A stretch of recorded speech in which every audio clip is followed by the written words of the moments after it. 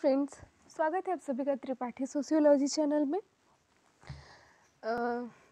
मेरी वीडियो को please like कीजिए, शेयर कीजिए, सब्सक्राइब कीजिए और जो हमारा बेल आइकन है उसको दबाना मत भूलिए। और हाँ, कोशिश कीजिए उसको ज़्यादा से ज़्यादा स्टूडेंट्स तक पहुंचाने के लिए। तो आज हम लोग सबऑर्डिनेट पर्सपेक्टिव के बी आर अम्बेडकर के विषय में बात करने वाले हैं। इसके पहले मैंने आप लोग को एस.सी. दुबे, जे.एस. घुरी और एम.एन. श्रीनिवास का वीडियो दे दिया है। आज बी आर अम्बेडकर के विषय में हम जानेंगे। तो सबसे पहले हम यहाँ पे देखेंगे कि बी आर अम्बेडकर का पूरा नाम भीमराव रामजी अम्बेडकर था। 14 अप्रैल 1891 ईस्वी को इनका जन्म हुआ था और इनकी मृत्यु 6 दिसंबर 1956 दिल्ली में हुई थी। एजुकेशन इनका था लंदन स्कूल से इन्होंने इकोनॉमिक एंड पॉलिटिकल साइंस 1923 में इन्होंने एजुकेशन किया था। इनका एजुकेशन था। फिर हम यहाँ पे देखते हैं कि जो बी आर अम्बेडकर थे वो दलित वर्ग से बिलोंग करते थे। दलित वर्ग मीन्स शूद्र जाति। जो हमारे वर्ड हैं 4, ब्राह्मण, क्षत्रिय, वैश्य और शूद्र, उसमें शूद्र जाति से ये बिलोंग करते थे। तो इनके एक बुक में लिखा हुआ है कि जिस स्कूल में मतलब इनके माता पिता के 14 संतान थे। 14 संतान में से सबसे अंतिम संतान यही थे 14वें नंबर पे, जिसकी वजह से इनको पढ़ने का मौका मिला। और ये जिस स्कूल में पढ़ते थे उस स्कूल में जहाँ पे सारे बच्चों के लिए बेंच थी, वहीं पे ये इनको नीचे ज़मीन पर बैठाया जाता था। यहाँ तक कि पानी पीने के लिए इनको लोगों का इंतज़ार करना पड़ता था। यदि कोई आके पानी तक छूने का इनका वो हक नहीं था। तो इन्होंने इतना स्ट्रगल करने के बाद भी मतलब इतनी प्रॉब्लम्स आने के बाद भी इन्होंने स्ट्रगल करना नहीं छोड़ा और इनका स्ट्रगल बेकार भी नहीं गया। इन्होंने बहुत सारा काम हमारे समाज में किया। सबसे बड़ा इन्होंने स्त्रियों के लिए किया था और श्रमिकों के लिए भी इन्होंने किया। तो आइए हम लोग इनके विषय में बात करते हैं। तो हम यहाँ पे सबसे पहले देखेंगे कि उन्होंने दलित बौद्ध आंदोलनों को प्रेरित किया और अछूतों से सामाजिक भेदभाव के विरुद्ध अभियान चलाया था। कुरीतियों और छुआछूत की प्रथा से तंग आकर इन्होंने सन 1956 में बौद्ध धर्म अपना लिया था। 1956 में इनकी मृत्यु भी हुई थी, लेकिन वो 10 दिसंबर में इनकी मृत्यु हुई थी और अक्टूबर के आसपास ये जब भी गए थे बाहर और यहाँ से आने के बाद से इन्होंने ये बौद्ध धर्म को अपना लिया। पहले तो ये सिख धर्म अपनाना चाहते थे, लेकिन वहाँ भी ऐसे दलितों को नीचे रखा गया था। उनके भी वर्ड में दलितों को समान अधिकार नहीं था, तो इन्होंने बौद्ध धर्म को अपनाना ज़्यादा सही समझा। फिर इन अम्बेडकर जो थे वो समानता को लेकर काफ़ी प्रतिबद्ध थे। उनका मानना था कि समानता का अधिकार धर्म और जाति से ऊपर होना चाहिए। इनका मतलब यही था कि जो वर्ण व्यवस्थाएं थी हमारी, वर्ण व्यवस्था में हमारे है ना कि ब्राह्मण, क्षत्रिय, वैश्य और शूद्र, तो जो शूद्र वर्ग से ये थे, इनका मानना था कि जो हमारे वर्ड है उनके हिसाब से हमारे धर्म और इनका हमारा अधिकार नहीं होना चाहिए, बल्कि उसके ऊपर हमारे धर्म और अधिकार को रखना चाहिए। तो पहले आज हम लोग डॉक्टर भीमराव अम्बेडकर के विषय में इतनी सारी बातें हम लोग देखेंगे, जिसमें मैंने लिख दिया है कि जाति, अस्पृश्यता, इन सब पे उन्होंने क्या क्या अपने योगदान दिए थे, क्या क्या इन्होंने काम किए, संविधान में इन्होंने क्या क्या किया, एथिक्स के स्टेज पर भी इन्होंने क्या क्या काम किए, तो वो सारी चीज़ें हम देखेंगे। तो हम यहाँ पे देखते हैं कि बी आर अम्बेडकर, क्योंकि हमारा पता है क्वेश्चन सारे हमारे ऑब्जेक्टिव आने वाले हैं, तो मैंने कोशिश उसको नोट्स देने का कोशिश नहीं किया है। मैं सोची उससे जितना शॉर्ट हो सके मैं आप लोग को लिख के सिर्फ समझा सकूं। तो या अगर आप लोग को नोट्स की ज़रूरत होगी तो मैं वो भी दूंगी आप लोग को, लेकिन फ़िलहाल हम लोग यहाँ पे सिर्फ ऑब्जेक्टिव ही देखेंगे। तो हम देखते हैं कि भीमराव अम्बेडकर का जन्म इंदौर के पास महू के एक गाँव में 14 अप्रैल 1891 ईस्वी को हुआ था। वे महार जाति में पैदा हुए थे। तीसरा है 6 दिसंबर 1956 को उनका निधन हुआ था, मृत्यु हो गई थी। और चौथा है बचपन में इनका नाम भीम सकपाल था। सारी चीज़ें ऑब्जेक्टिव आ सकती हैं। छठा था 1907 में सतारा से हाई स्कूल की परीक्षा उत्तीर्ण कर उन्होंने एलिफेंस कॉलेज मुंबई में प्रवेश लिया। इनकी एक आत्मकथा थी जिसका नाम था मैं कैसे बना, इनकी आत्मकथा थी। तो और अभी तक के समाजशास्त्री में ये पहले ऐसे समाजशास्त्री है जिन्होंने 4 PhD किया था। इनकी चिंताएं मुख्य रूप से दो थी, स्त्री और शूद्र, और तीसरा एक और था जनजाति, लेकिन आदिवासी, लेकिन आदिवासियों के विषय में ज़्यादा नहीं है। स्त्री और शूद्र के विषय में इन्होंने ज़्यादा बात की थी। फिर हम देखते हैं कि बड़ौदा की गायकवाड़ से इन्हें जो छात्रवृत्ति मिली थी बड़ौदा से, उसी से ये अमेरिका कोलंबिया विश्वविद्यालय में 1915 में एमए किया। 1916 में इन्होंने 1916 लंदन में लॉ की पढ़ाई किए। फिर है लंदन स्कूल ऑफ इकोनॉमिक्स में प्रवेश लिया और वहीं से अर्थशास्त्र व राजनीति शास्त्र की पढ़ाई इन्होंने किया। इनके पीएचडी का विषय था द प्रॉब्लम ऑफ रूपी। 1923 में इन्होंने वकालत शुरू की और साथ ही दलितों के उत्थान का कार्य भी प्रारंभ किया। अनुसूचित जाति शब्द का सबसे पहले प्रयोग 1956 में गवर्नमेंट ऑफ इंडिया एक्ट में किया गया था, अनुसूचित जाति का। फिर हम देखते हैं कि अंबेडकर एक क्रांतिकारी समानतावादी समाज की रचना करना चाहते थे। उन्होंने एक मंत्र दिया था, शिक्षित हो, संगठन बनाओ और संघर्ष करो। फिर इन्होंने कहा कि स्वतंत्रता कोई उपहार नहीं है, उसे संघर्ष करके पाया जाता है, यह एक सार्वभौमिक सत्य है। इन्होंने कहा कि जब तक अस्पृश्यता रहेगी हिंदू समुदाय नहीं बन पाएगा। मार्क्सवाद में उनका विश्वास 1950 में बढ़ा था, और वो भी मार्क्सवाद का 1950 में बढ़ा और उसका भी विरोध इन्होंने किया था। अभी आगे हम लोग देखेंगे। फिर इनकी जो रचनाएं हैं 7-8 रचनाएं इनकी, उसके विषय हम देख लेते हैं। पहला है the untouchables of who are they, दूसरा है who were the Shudras, state and minorities, emancipation of untouchables, annihilation of caste, Buddha and the future of religion, the Buddha and his dharma, Buddha and Karl Marx।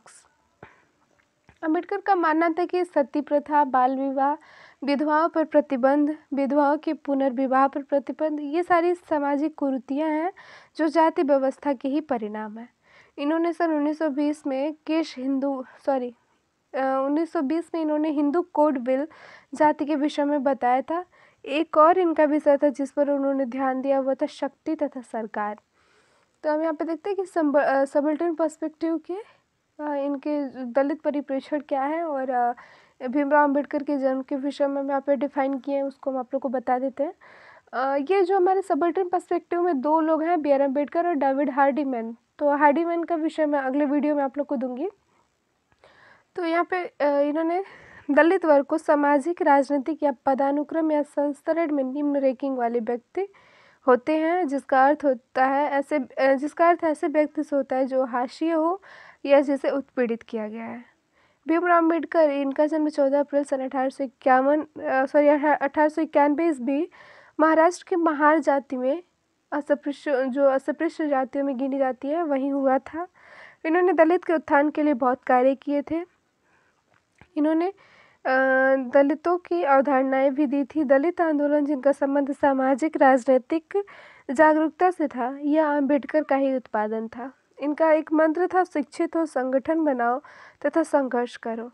Hindu समाज में व्याप्त अस्पृश्यता के लिए भी इन्होंने हिंदू धर्म को ही माना था। इनके अनुसार जाति की जो उत्पत्ति है वो अंतर्विवाह की प्रथा से हुई। जाति एक ऐसी अस्थायी और निश्चित इकाई है जो आज आम जन को कृत्रिम रूप से विभाजित करती है, और ये इकाइयाँ एक दूसरे से विवाह संबंध स्थापित नहीं करती। इसे अंतर्विवाह के अंतर्गत रखा जाता है।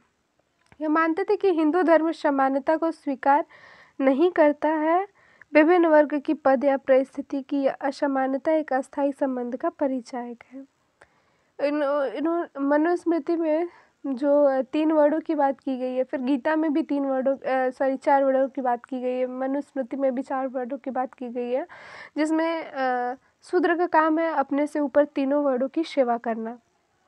तो इसके खिलाफ थे ये फिर उन्होंने विवाह की संस्था के संबंध में भी असमानता को बताते हुए अम्बेडकर ने मनु के विचार को खंगाला और कहा कि मनु ने व्यवहारिक नियम अंतर्विवाह वर्णीय की अनुमति नहीं देते हैं। तो इस प्रकार हम देखते हैं कि इन्होंने दलितों के लिए बहुत सारे कार्य किए और अपने दलित समाज को आगे बढ़ाने के लिए भी इन्होंने बहुत से प्रयास किए। फिर इनकी एक पुस्तक थी, इनकी जो पुस्तक थी एनिहिलेशन ऑफ कास्ट 1936, इसमें इन्होंने जाति को पूर्ण समाप्त करने की बात कही थी, लेकिन जाति को समाप्त करना इम्पॉसिबल है। अभी भी जा जाति जाति की व्यवस्था भी, चलिए आगे हम लोग देखते हैं जाति की व्यवस्थाओं को। तो अस्पृश्यों के विषय में इन्होंने जिक्र किया था। उसके बाद से यह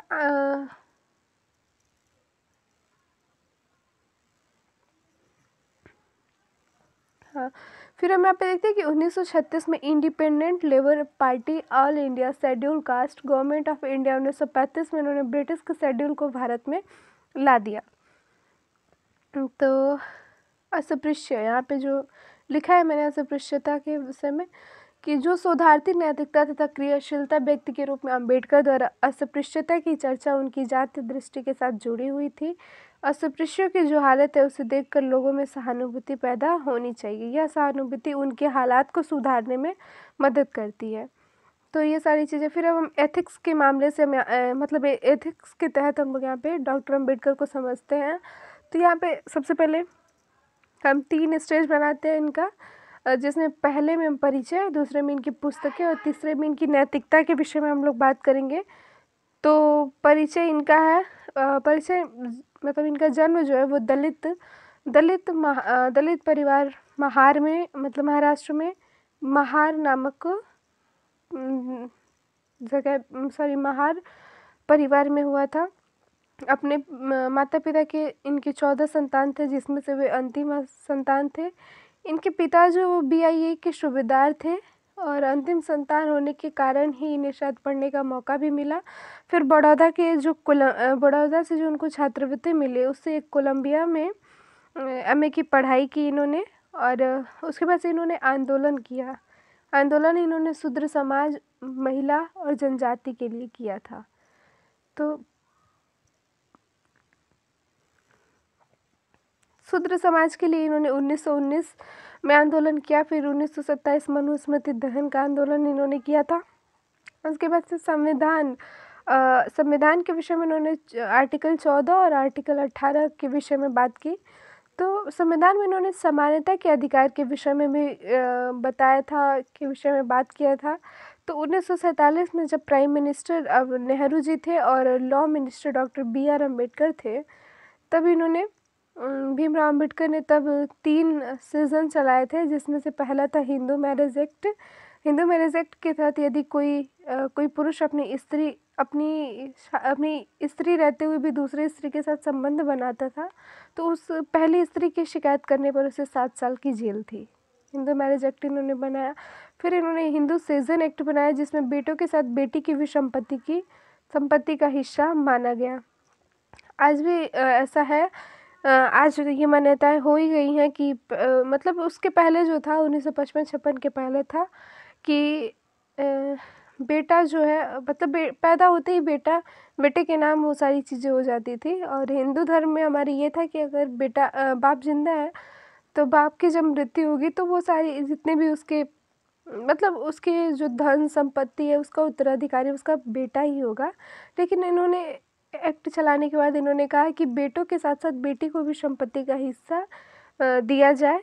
और ये आज भी है। लेकिन ये सारी चीज़ें होते हुए भी मुझे नहीं दिखता कि कोई बेटी जाके शादी के बाद अपने मायके जाके अपना हिस्सा मांगती है, या बहुत जो भी चीज़ें मुझे नहीं देखने को मिलती है। उसके बाद से इन्होंने फिर हिंदू एडॉप्शनल एक्ट के बारे में भी बात किया था, जिसमें किसी बच्चों को गोद लेने का अधिकार भी था। फिर इन्होंने 1955 में जो अस्पृश्यता अपराध नियम के विषय में बताया, उसे ही 1976 में सिविल राइट प्रोटेक्शन एक्ट के नाम से कर दिया गया था। फिर 14 अक्टूबर 1956 में इन्होंने नवयान के विषय में बताया। फिर बौद्ध धर्म की दीक्षा ली इन्होंने। तो नवयान क्या था? नवयान यह था कि जो पारंपरिक बौद्ध धर्म में संशोधन इन्होंने किया था, जो कर्म का सिद्धांत, पुनर्जन्म, निर्वाण, ये सारी चीज़ें थी, उसको उन्होंने अलौकिक मांगा। इन्होंने कहा कि जो चीज़ें हमें दिखाई दे रही हैं, जो पुनर्जन्म, ये सारी बातें हैं कि कर्म करो, फल की चिंता मत करो, तो ये सब चीज़ें जो भी चीज़ें अलौकिक है उस पर विश्वास ना करो। उन सब बौद्ध धर्म में जो ये सारी चीज़ें थी उसे इन्होंने बदल दिया। फिर उन्होंने 22 शपथ ली थी। किसी भी धर्म या किसी भी पद पर जाने के लिए हमें बहुत सारी शपथ लेने ही पड़ते हैं। तो इन्होंने जब अपना धर्म बदला तो बौद्ध धर्म में ये जाने के लिए 22 शपथ ली थी। इनका पहला था कि ब्रह्मा विष्णु महेश रामकृष्ण गौरी गणपति आदि देवी देवताओं में अविश्वास, ईश्वर के अवतार में अविश्वास, बौद्ध का विष्णु में अवतार मानने का अविश्वास। जब जो गौतम बुद्ध थे उन्होंने जब अपने शिक्षा को, अपने ज्ञान को रखा तो लोग ये कहने लगे कि ये तो स्वयं विष्णु के अवतार है। मतलब बुद्ध को भगवान विष्णु से जोड़ दिया गया। तो इन्होंने कहा कि इन सब चीज़ों में अविश्वास रखने की बात इन्होंने कही। फिर इन्होंने श्राद्ध, पिंडदान तथा अन्य किसी भी प्रकार के जो ब्राह्मण भोज जैसे कर्मकांड में अविश्वास रखने की बात इन्होंने कही। फिर इन्होंने कहा कि बुद्ध को अष्टांगिक माध्य का समर्थन इन्होंने किया। फिर कहा कि कोई भी धार्मिक अनुष्ठान ब्राह्मणों से नहीं कराना चाहिए। इन्होंने कहा कि सभी मनुष्यों को बराबर समझना चाहिए तथा हिंदू धर्म का विरोध करना क्योंकि यह जाति व्यवस्था को मानता है। चोरी, झूठ और कोई भी नशा ना करना, ये सारी चीज़ें थी। तो फिर हम यहाँ पे देखते हैं कि एथिक्स, नैतिकता के तहत बी.आर. अम्बेडकर का जो जीवन का उद्देश्य था वो क्या था और समानता के अधिकार के बारे में ये क्या कहते हैं। तो समानता के अधिकार के बारे में हम अभी पहले भी आप लोगों से बोले थे कि इन्होंने दो लोग के शूद्र मतलब श्रमिक जाति और स्त्री, इन दोनों के पक्षों में इन्होंने बात की। और तीसरा भी था हमारे पास, वो था जनजाति। जनजाति पर भी इन्होंने बात किया था, लेकिन दो ही वर्ग को यहाँ पे मतलब रखा जाता है। तो इनके जीवन का उद्देश्य था कि सांसारिक जीवन के विषय में हम बात करें, परलौकिक विषयों में नहीं। परलौकिक विषय की जो भी बात है उसे इन्होंने खारिज कर दिया। सांसारिक जीवन में भौतिक रूप से हमें क्या चीज़ मिल रहा है, क्या महसूस कर रहे हैं, क्या देख रहे हैं, क्या कर रहे हैं, मतलब हमारे सम्मान, समानता, न्याय, अधिकार, इन सब के विषय में उन्होंने कहा कि लड़ो, बात करो, पाओ। कोई मतलब परलौकिक जैसी चीज़ों पे विश्वास मत करो। इन्होंने कहा कि वर्ग जाति कैसे समाप्त होगा, अगर इसे ठीक करना है तो बहुत व्यापक सुधार करना पड़ेगा। जो हमारे धर्म के समर्थन, जो भी ये हमारे गीता वगैरह है, गीता रामायण है, इन सबों को मिलाकर कोई एक पुस्तक बनाई जाए जिसमें ना कोई भेदभाव हो, ना कोई दोष अपराध। फिर स्त्रियों के लिए इन्होंने हिंदू कोड बिल 1955-1956 पारित किया। फिर उन्होंने गीता का विरोध वर्ण व्यवस्था के लिए किया था। मार्क्सवादी का विरोध इन्होंने किया। पंचायती राज्य का विरोध इन्होंने किया। संविधानवाद का समर्थन इन्होंने किया था। फिर नवयान की विशेषता इन्होंने 14/10/1956 को किया। और उसके बाद से नागपुर नव बौद्ध आंदोलन, श्रीलंका आदि गए। और उसके बाद से आने के तुरंत बाद इन्होंने अक्टूबर में ही बौद्ध धर्म को अपना लिया। सो ये थे बी.आर. अम्बेडकर के विषय में मैंने आप लोग को बता दिया है। अब इसके बाद से हमारे जो डेविड हार्डीमैन है उनके विषय में हम लोग बात करेंगे। तो ये इनके जो भी दलित वर्गों के लिए इन्होंने काम किया, महिलाओं के लिए इनके जो भी कार्य थे, अस्पृश्यों के लिए जो भी चीज़ें थी, उन सब के विषय में मैंने आप लोग को बता दिया। नैतिकता के अंडर में इन्होंने किस प्रकार की बात कही थी, किस किस उद्देश्यों का मानने का, किस किस उद्देश्यों के अधिकार को पाने का इन्होंने बात किया था, उसके विषय में मैंने आप लोग को बता दिया है। सो मेरे इस वीडियो को प्लीज़ लाइक कीजिए, शेयर कीजिए, सब्सक्राइब कीजिए और कोशिश कीजिए ज़्यादा से ज़्यादा स्टूडेंट्स तक इसको पहुंचाने के लिए। और मैं आप लोग को ऐसे ही आगे वीडियो देती रहूँगी। Thank you so much guys. मैं इसके बाद से आप लोग को सबाल्टर्न पर्सपेक्टिव की डेविड हार्डीमैन के विषय में बताऊँगी। नेक्स्ट वीडियो हमारा रहेगा। So thank you so much. Bye bye.